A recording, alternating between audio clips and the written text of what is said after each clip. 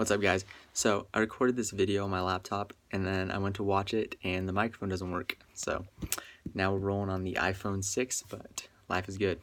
But anyways, so on D1 Ticker a couple days ago, I seen that the San Diego State volleyball team had committed an NCAA violation.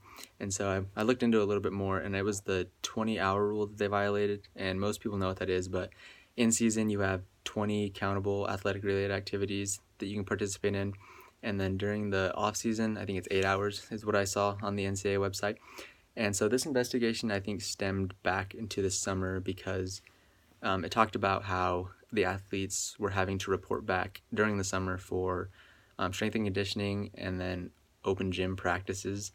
And it was kind of funny because when they began the investigations, I guess the coach was defending herself, obviously, and she said that she didn't intend for the open gyms and strength and conditioning to be mandatory or to sound mandatory.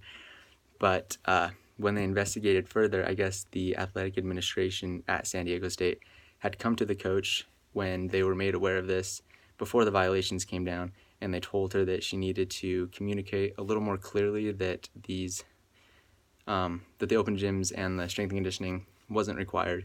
And then she didn't do that, of course, but I think she ended up getting a 1-year probation, two game suspension, and then they have a 97.5 reduction in countable athletic related activities for the next 2 years.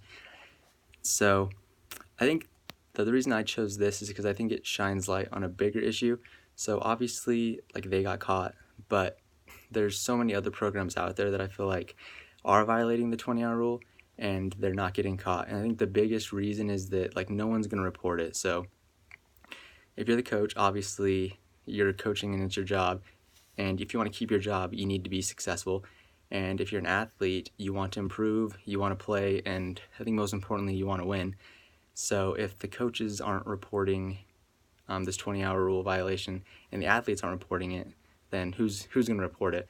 Unless the NCAA is going to send like a spy to each of the universities and count each and every activity and make sure that they're beneath the 20-hour rule or right at the 20-hour rule, which obviously isn't going to happen.